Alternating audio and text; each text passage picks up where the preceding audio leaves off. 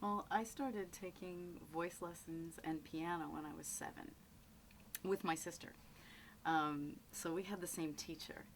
And it was during that time that I learned to accompany myself. I learned chord changes. Like I didn't really learn all the scales. Kind of took the back door into piano playing and learned chord changes and blending with my sister. And that was when I first realized that when two voices come together, there can be this invisible line of blend. And you really don't know that there are two voices and they do become one. So, and it's easier with families and siblings because you do have the same color and tone in your voices. Um, but that was when I first learned that.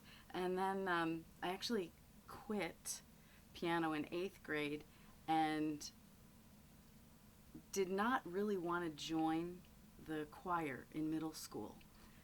I had, I don't know, I guess I was a little snooty in middle school.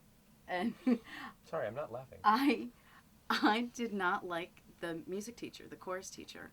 And I knew that he was jive, and I quit. And I was like, there's got to be something better than this. I can't spend a period of my day doing this in 6th, 7th, and 8th grade. And I quit singing in school, and I quit piano in 8th grade. So when the high school teacher came and was auditioning people for the chorus, here comes my snootiness. And I said to this man, I said, I'm not an ensemble singer. I'm a solo singer. And through the rest of my high school days, because I never left the chorus room once I was in high school, I was in every musical, I was in every ensemble, I sang with the big band, I was in a female trio. I did everything in high school because of this wonderful man, this wonderful educator. And that was when I got my first taste of vocal jazz. And he introduced me to the High-Lows and the Singers Unlimited, Swingle Singers, Antonio Carlos Jobim in high school. This was when my musical taste buds just got satiated, and I knew that I needed to have more. When I went to college, I was an acting major at Ithaca College, as you know. But I did everything I possibly could do in the music major the music building without being a music major. I was scared to be a music major. And I actually thought my future would be in musical theater because I was a singer, dancer, and I went to school for acting because I thought that was my weakest skill. We're so young. But in college, I did everything, and I auditioned for the vocal jazz group there, which is where I met Peter Eldridge of New York Voices. He actually played my audition, which we still talk about. It was very, very exciting. I did Lady Bird, and I did Corcovado. And we remember that moment many, many, many years ago.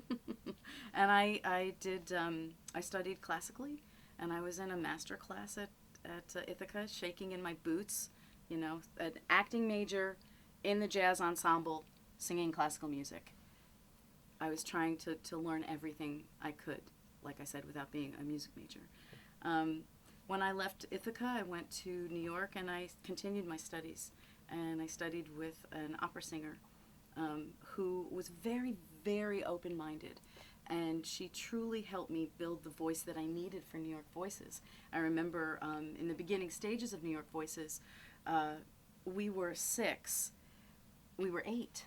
We were 8 for a second. And we lost our top soprano. And I was an alto.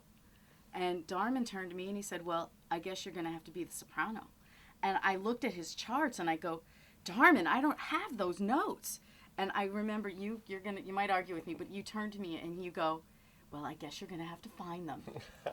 And so I had to find a teacher that was going to help me build this voice that could sing these charts because they're, it's vocal acrobatics. It's outrageous. It's incredible.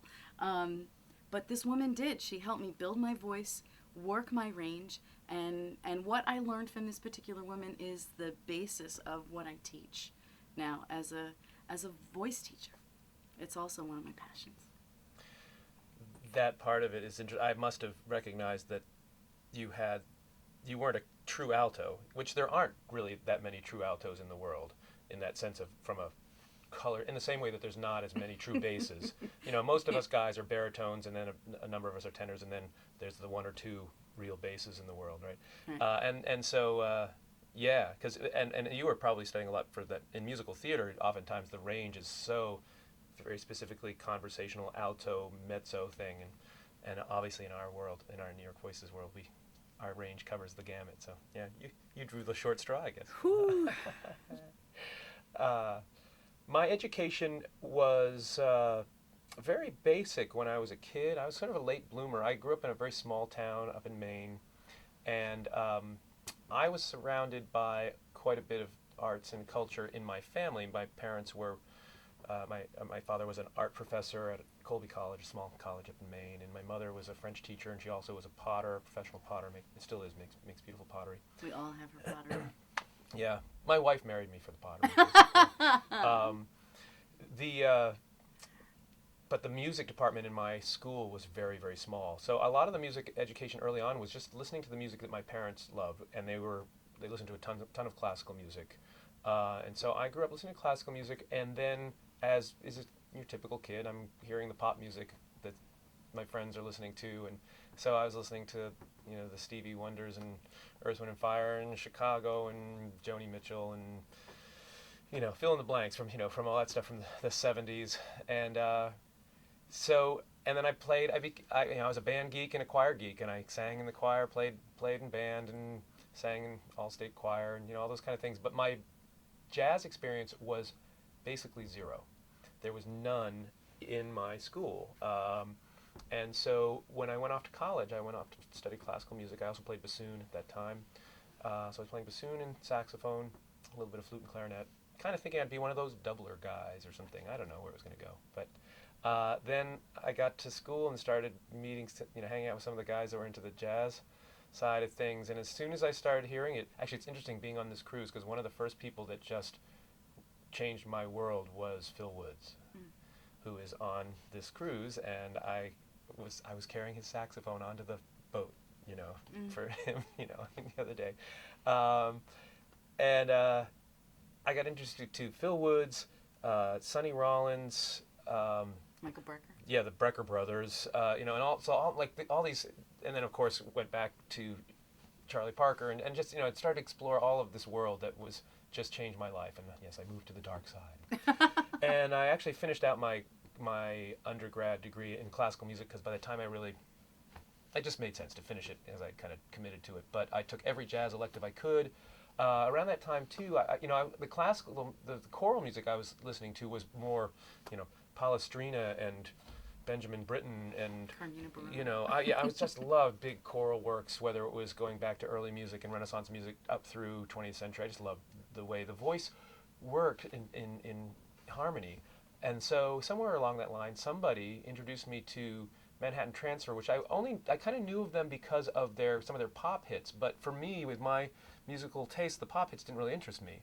And so I just never really paid attention to them until somebody said, no, you got to check out Confirmation and Four Brothers and, you know, all this other stuff. And I went, whoa, this is so cool. And then that led to checking out Singers Unlimited, Lambert Hendrickson Ross, Rare Silk, that was one of the groups back in the day. Yeah. All these kind of groups, and I just fell in love with it. And when I transferred to Ithaca, I'd started out at University of Southern Maine, small school up there, you know, when I was first trying to just get it going. And then when I transferred out to Ithaca, that's when I really committed to a jazz focus in parallel with my classical studies. And that was when I had a chance to first sing in a vocal jazz group, because they had one there. And so I sang it at my last year of school, and just fell in love with it. And I also, it's interesting, because of my instrumental studies, I was playing, you know, tenor, alto sax, soprano sax. I was studying just jazz improvisation as much as I could. So when I joined the vocal jazz group, at some point, I had never even really heard of the idea of scat singing particularly. I'd never, this came up in a Q&A yesterday here on the boat, talking about, you know, the history of scat singing. For me, I just somebody said, take a solo, and I just started singing my lines that I've been practicing. And it was never anything that said, I wonder if this can be done. What would this be? What would you call this? It was just organic. Boom, just start singing the stuff. And one of my best friends in school was a trombone player named Jay Ashby, who's playing with us on the My road. husband. Kim's husband. He and we would just have these scat offs and just go nuts and take over for a few choruses in the middle of tunes and have a great time. Or take over a car ride. Yeah, that too, right? One of us sing bass lines and the other. And so it just I just started doing it. And then I got interested in writing and arranging, and I dabbled in the big band writing side of things and all, and small group stuff. But then as I said, the idea of the way voices can, when they sing together and build chords, just even going back to Renaissance music, I just found amazing. And so then you translate that over to jazz vocabulary, and I just loved it. And so then we had the opportunity to be a part of a summer project in 1986. We'd all graduated from college by then, but we had a chance to be in sort of an alumni project that our director put together. His name was Dave Riley. His name is Dave Riley. And we went and did some of the big, the festivals in Europe that they do. They bring in college groups and stuff. We played North Sea and Montreux and these things. And it was Peter, Kim, me, Caprice Fox, who was one of the members of the original quintet version of New York Voices, and a couple other people, including actually my wife, and another good friend of mine, a friend of ours named Fred Johnson, had the sextet, and that was just what really, I think, spurred us on to say, wow, maybe we want to try to do this professionally. Peter and I wrote a lot of the charts for it, so we were starting to do music of our own. In fact, there's still a couple of tunes in our repertoire to this day that come from those early days, like Stolen Moments and Caravan? maybe, I can't remember. I definitely know Stolen Moments was in that book, that way back. And you were already in New York. You were starting to question whether the musical theater thing was ultimately where it was all going to head, and it just was the right timing for all of us, and so we got the band going in 80. I guess we kind of call 88 is that was the first concert of the professional group. Yeah, 25 years ago, February 2nd. Yeah. We're celebrating our 25th anniversary Saturday on this ship.